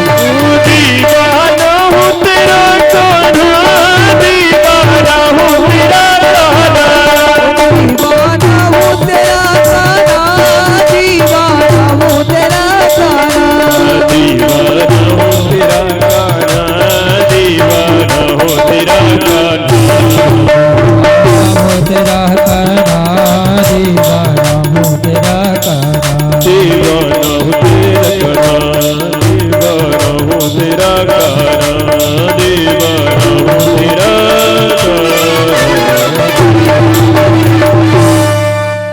बोली वृंदावन बिहारी लाल की। भगवत प्रेमियों, गौकर्ण जी जो महाराज गौ माता से उत्पन्न थे, वो बड़े विद्वान थे। धुंधकारी महाकला, धुंधकारी महाखल निकला महा। क्या हुआ कि धुंधकारी जैसे जैसे बड़ा हुआ तो उसने ताश पत्ते से खेलना प्रारंभ किया। ताश पत्ते से खेलता आत्मदेव जी ने यहीं पर गलती कर दी। सोचते एक ही तो है, सब सुधर जाएगा। और जिस घर में एक बालक हो, माता पिता को वहां ज्यादा ध्यान देना चाहिए। क्यों? क्योंकि लाड़ प्यार में वो बच्चा फिर बिगड़ जाता है। और आत्मदेव जी से यही गलती हो गई, भूल हो गई, अपने बेटे को सुंदर संस्कार नहीं दे पाए। सोचते एक ही तो है, सब इसका ही तो है। ताश पत्ते खेलते खेलते जुआ शराब, जुआ खेलने लगा, शराब पीने लगा। धीरे धीरे घर में जितना धन पैसा था सब लुटाने लगा। एक दिन आत्मदेव जी ने देखा और आत्मदेव जी ने कहा कि मेरे स्वर्ग जैसे घर को तूने नरक का अड्डा बना दिया, मेरे मंदिर जैसे घर को तूने नरक कर दिया। जगह जगह शराब की बोतलें पड़ी हैं, जगह जगह मांस के टुकड़े पड़े हैं। तो आत्मदेव जी से बोला कि पिताजी आप चुप रहिए, माँ से धन ले जाता, माँ से पैसा ले जाता, माँ भी दे देती, सोचती है कि तो है। धीरे धीरे क्या होता है कि सोना चांदी जो था वो भी लूटने लगा, वो भी ले जाने लगा। माँ ने सोचा कि इसने तो सब कुछ बर्बाद कर दिया। आत्मदेव जी ने डांटा तो आत्मदेव जी से बोला कि आप चुप रहिए, यदि चुप नहीं रहेंगे तो आपकी खोपड़ी में एक डंडा मार दूंगा। आत्मदेव जी को बड़ा दुख हुआ और कहने लगे कि इस पुत्र से तो मैं बिना ही पुत्र का अच्छा था। ऐसे पुत्र को मैं क्या करूं कि मेरे स्वर्ग जैसे घर को तूने नरक कर दिया बेटा। और पछतावा करने लगे, रोने लगे। जब वो अर्धरात्रि में रो रहे थे बैठ करके, गौकर्ण जी का आगमन होता है। गौकर्ण जी ने कहा कि पिताजी आप क्यों रो रहे हैं? आत्मदेव जी ने कहा कि बेटा, मैंने इस बेटे के लिए एक संत से चरणों में माथा फोड़ा था। संत जी से कहा था कि मुझे पुत्र चाहिए, पुत्र चाहिए। संत जी ने सत्य कहा था कि तुम्हें पुत्र का सुख नहीं, लेकिन इस पुत्र से तो मैं बिना पुत्र का ही अच्छा था। इसने मेरे स्वर्ग जैसे घर को नरक कर दिया है। जगह जगह मांस के टुकड़े बोतलें पड़ी हुई हैं। गौकर्ण जी महाराज ने कहा पिताजी, आप इस घर को अपना मानते हैं क्या? ये घर आपका है? घर की तो बात छोड़ो पिताजी, जब आपका अपना शरीर ही अपना नहीं है तो घर कहाँ से अपना होगा? क्योंकि पैर टूट जाता है, हम इसे नहीं रोक सकते। रोक सकते हैं? नहीं रोक सकते। आंखें अंधी हो जाए हम नहीं रोक सकते, क्योंकि आंखें भी हमारी नहीं है। हमारी होती तो हम रोक लेते। कान बहरे हो जाते हम नहीं रोक सकते, क्योंकि कान भी हमारे नहीं। गौकर्ण जी ने कहा कि इस घर को आप अपना मानते हैं, ये घर भी अपना नहीं है। इस घर से इतना प्रेम क्यों? गौकर्ण जी महाराज ने कहा कि मैं ये तो नहीं कहूंगा कि आप जंगल में जाकर के भजन करो, लेकिन घर में शांति नहीं है तो घर में भजन नहीं होगा। आत्मदेव जी को ऐसा सुंदर उपदेश दिया और आत्मदेव जी घर छोड़ करके जंगल में भजन के लिए चले गए। गौकर्ण जी महाराज भी तीर्थ यात्रा पर चले गए और जैसे ही धुंधकारी ने सोचा कि अच्छा हुआ पिताजी चले गए, रोज कहते थे ऐसा मत करो वैसा मत करो, अब कोई रोकने टोकने वाला नहीं है। एक ध्यान दीजिए भगवत प्रेमियों, यदि हमें कोई रोकने टोकने वाला है तो बहुत अच्छा है, क्योंकि जिन बागों में माली नहीं होते वो बाग उजड़ जाते हैं। जिन बाग में माली ना हो वो बाग उजड़ जाते हैं, और जिस घर में बड़े ना हो, रोकने टोकने वाला ना हो, वो घर भी उजड़ जाते हैं। धुंधकारी ने सोचा कि अच्छा हुआ चले गए, अब कोई रोकने टोकने वाला नहीं है, अपना राज्य चलेगा, बढ़िया स्वतंत्र रहेंगे। माँ के पास आया और अलमारी की चाबी छुड़ाने लगा। माँ ने कहा नहीं बेटा, अलमारी की चाबी नहीं दूंगी। एक थप्पड़ माँ ने दिया और चाबी छुड़ा दी। माँ भी कहने लगी कि ऐसे बेटे से तो मैं बिना ही बेटे की अच्छी थी। वो माँ उठी अर्ध रात्रि में जाकर के कुआं में कूद गई, आत्महत्या कर ली। अब विचार कीजिए कि ऐसे बेटे को क्या करेंगे कि जिसकी वजह से आत्महत्या करनी पड़े। आत्महत्या सबसे बड़ा पाप है। आत्महत्या कर ली और धुंधकारी जितना घर में सोना चांदी जो भी कुछ था वो सब कुछ लेकर के चला गया। सारा अपना जुए में खेल में उड़ाया और 5 वेश्याओं को अपने घर में ले आया। जैसे ही 5 वेश्याओं को घर में लेकर के आया, अब वेश्याओं ने सोचा, क्योंकि धुंधकारी 1-2 बार चोरी में पकड़ा हो गया, तो उन्होंने सोचा कि धन तो हमने खूब सारा लूट लिया है और ये तो चोरी में पकड़ा हो गया और राजा ने कहीं हमें भी देख लिया तो इसके साथ साथ में सजा हमें भी भोगनी पड़ेगी।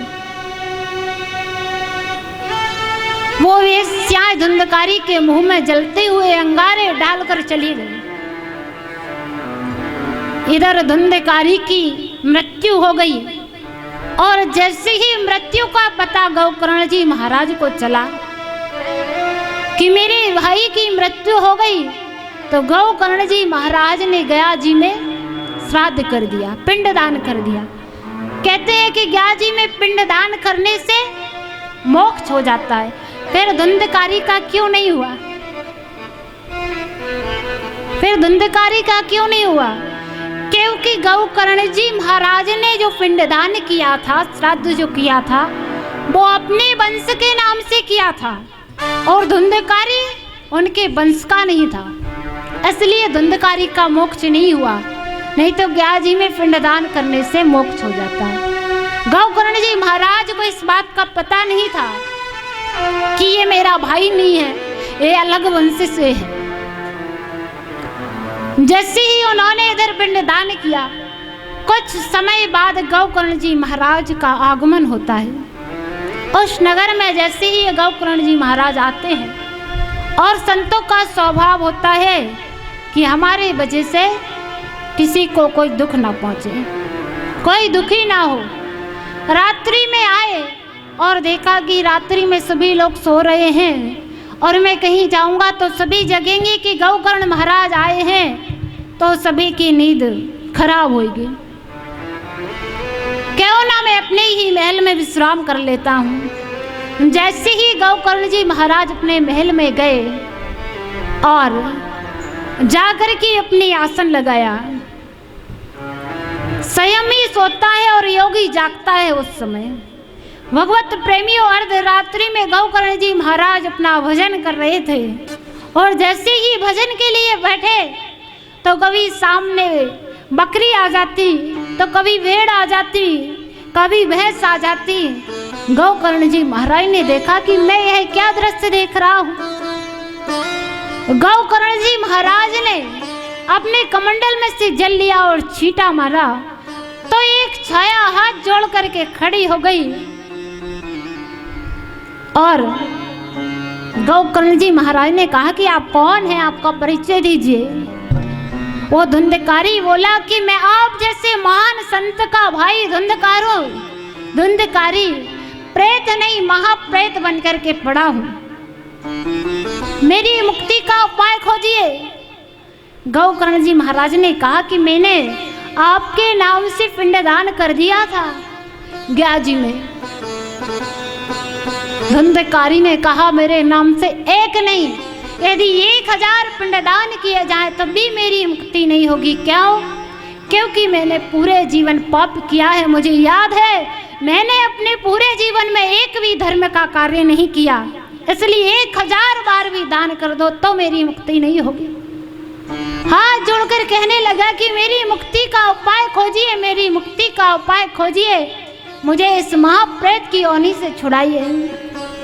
भगवत प्रेमी गौकर्ण जी महाराज ने सूर्य भगवान के हाथ जोड़े और कहा हे भुवन भास्कर भगवान, महाप्रेत की मुक्ति कैसे होगी? आकाशवाणी हुई कि श्रीमद् भागवत महापुराण से महाप्रेत की मुक्ति हो जाएगी। अब इधर गौकर्ण जी महाराज ने श्रीमद् भागवत महापुराण की व्यवस्था की और जैसे ही श्रीमद् भागवत महापुराण प्रारंभ हुई, अब कहते हैं कि प्रेत आसन पर नहीं बैठ सकता है। क्यों? क्योंकि हवा आ जाए तो उड़ जाए। एक सप्त ग्रंथि का वास था और कहा कि भाई धुंधकारी झावी हो, आइए विराजिए। तो वो सप्त ग्रंथि के बांस में प्रवेश कर गया धुंधकारी।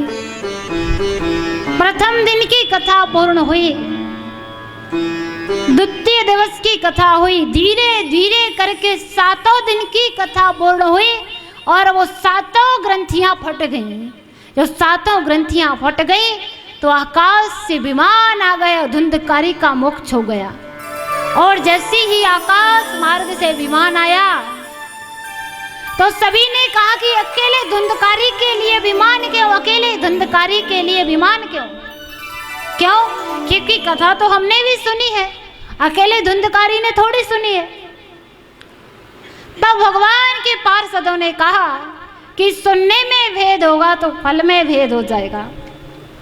आपने कथा तो सुनी लेकिन धुंधकारी के जैसे नहीं सुनी। क्यों? क्योंकि धुंधकारी को महाप्रेत की योनि से छूटना था और उसने एकाग्र मन से कथा सुनी और आपने इस कान से सुनी, आदि इस कान से निकाल दी, इसलिए आपके लिए विमान नहीं आ सकता है। क्योंकि सुनने में भेद हो जाएगा तो फल में भी भेद हो जाएगा। धुंधकारी का यहाँ पर मोक्ष होता है, 2 भजन होंगे उसके बाद आरती होगी। बोले बाके बिहारी लाल की, बोल वृंदावन बिहारी लाल की जय। और कुछ पल की जिंदगानी एक रोज सबको जाना, बरसों की तू क्यों सोचे पल का नहीं ठिकाना। कुछ पल की जिंदगानी एक रोज सबको जाना, बरसों की तू क्यों सोचे पल का नहीं ठिकाना। कुछ पल की जिंदगानी एक रोज जी सबको जाना, बरसों की तू क्यों सोचे, पल का नहीं ठिकाना।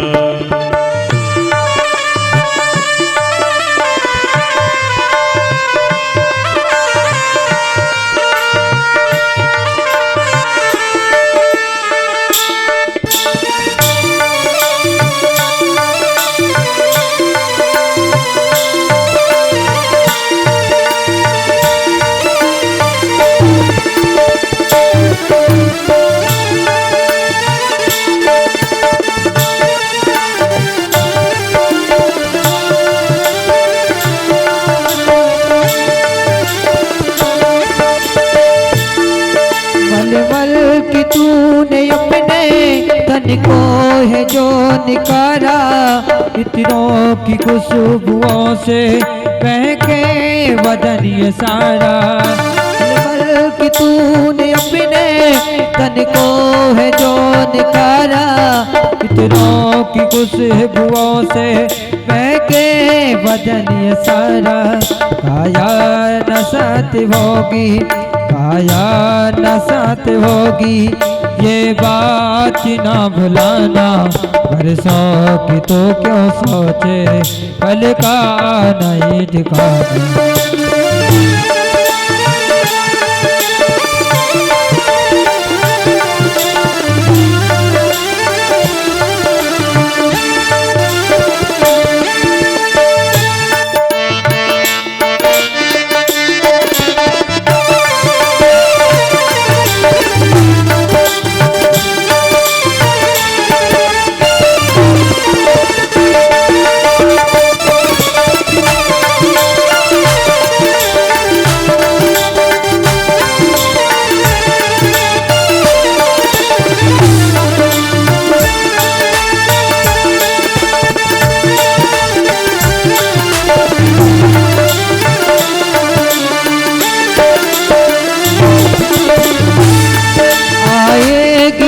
घड़ी जब कोई न साथी होगा, करीमों का तेरा एक हिसाब तेरा होगा।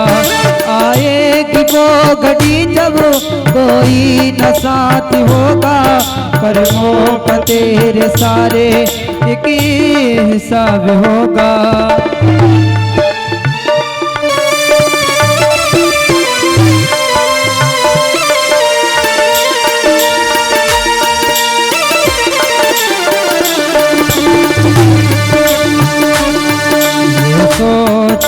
अभी तो ये सोच ले, अभी तो ये बात ना भुलाना, बरसों की तू क्यों सोचे, पल का नहीं।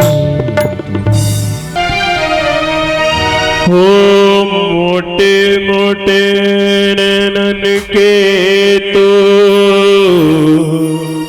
ओ मीठे मीठे बैनन के तो,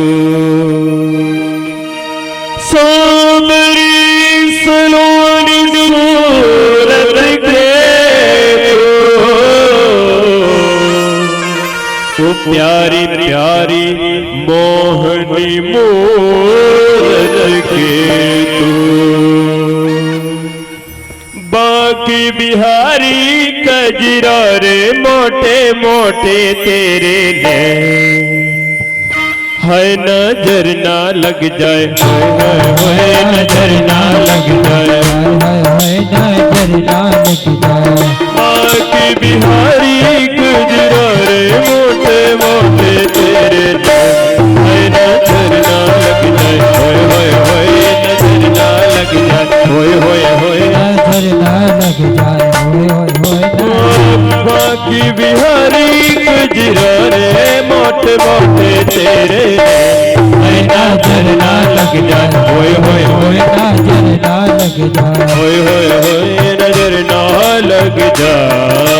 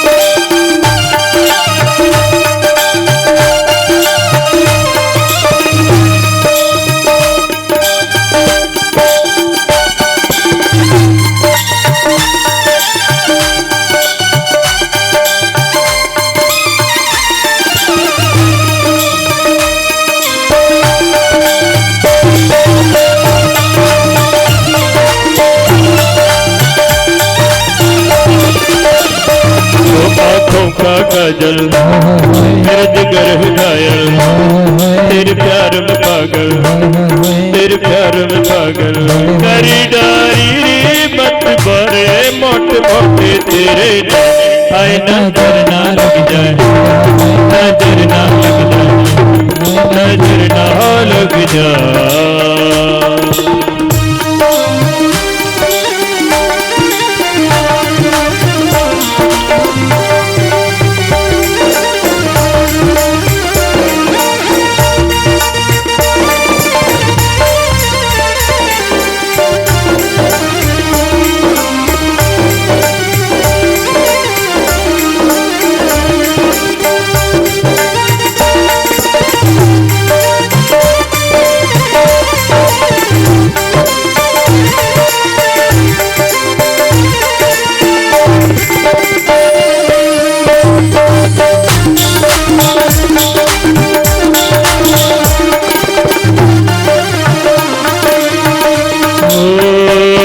तेरे मुकुट की लटकन तेरे मुकुट की लटकन तेरे अदर की मुस्कान तेरे अदर की मुस्कान बेबा की मटकन हो बलिहारी रे कजरा रे मोटे मोटे तेरे है नजर ना लग जाए नजर ना लग जाए नजर ना लग जाए।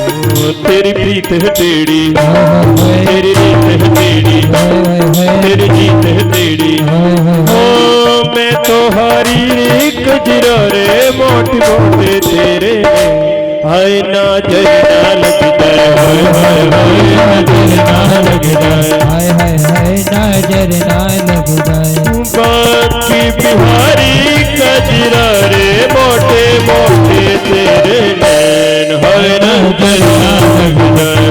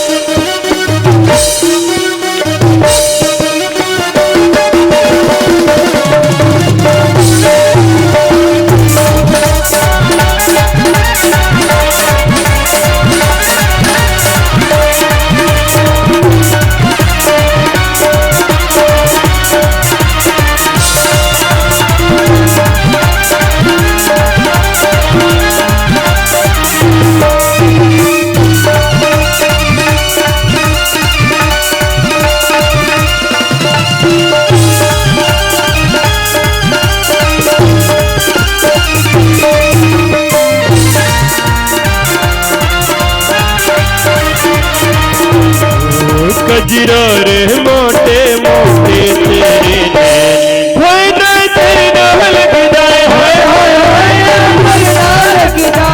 होए होए नजर ना लग जाए नजर ना लग जाए होए होए नजर ना लग जाए। बोलो बांकी बिहारी लाल की जय श्री राधा वल्लभ लाल की जय हो। सभी अपने स्थान पर खड़े हो जाएं आरती के लिए। बाके बिहारी तेरी आरती गावो श्याम सुंदर तेरी आरती गावो बाकी बिहारी तेरी आरती गाओ, श्याम सुंदर तेरी आरती गाओ।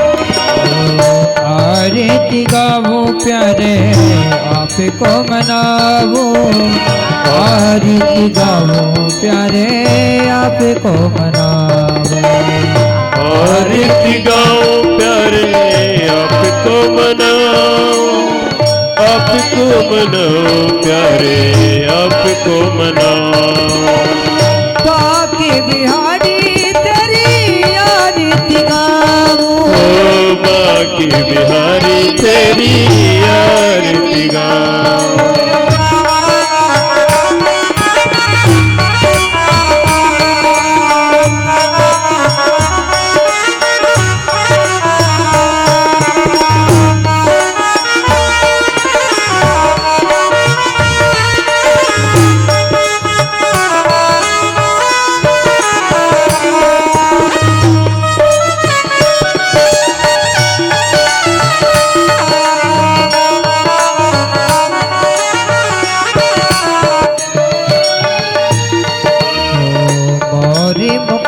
प्रभु शीश पे सोहे, मोर मुकुट प्रभु शीश पे सोहे, प्यारी बंसी मेरो मन मोहे, ओ प्यारी बंसी मेरो मन मोहे। मोर मुकुट प्रभु शीश पे सोहे, प्यारी बंसी मेरो मन मोहे, प्यारी बंसी मेरो मन मोहे। या छवि पे बलिहारी में जाओ, ओ बाकी बिहारी तेरी आरती गाओ, आरती गावो प्यारे आपको मनावो, आरती गाओ प्यारे आपको मनाओ, आपको मनावो प्यारे आपको रिझावो, आपको मनाओ प्यारे आपको रिझाओ। श्यामी सुंदर तेरी आरती गावो, श्याम सुंदर तेरी आरती गाओ।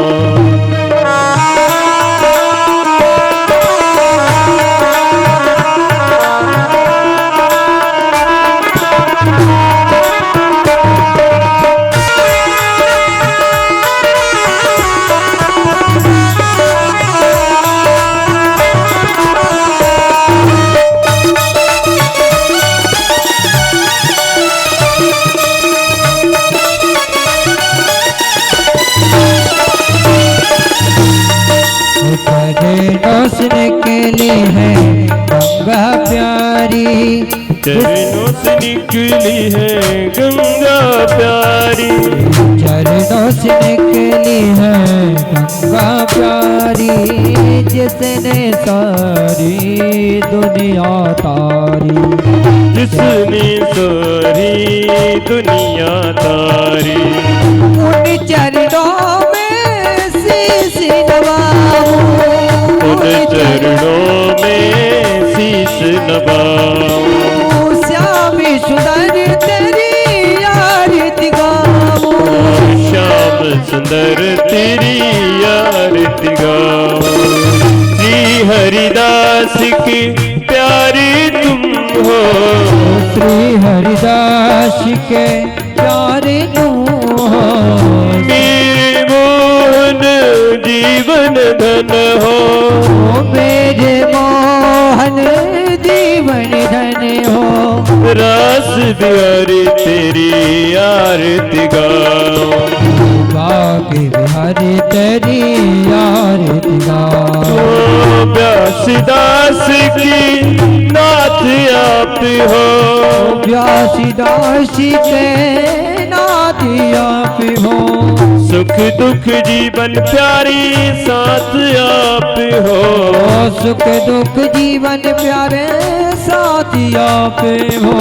युगल छवि की दर्शन पाऊं, युगल छवि के मैं दर्शन पाऊं। बाकी बिहारी तेरी आरती गाऊं, बाकी बिहारी तेरी आरती गाऊं। कर्पूर गौरम करुणावतारम संसार सारम भुजगेन्द्रहारम सदा वसंतं हृदयानन्दे भवं भवानी सहितं नमामि।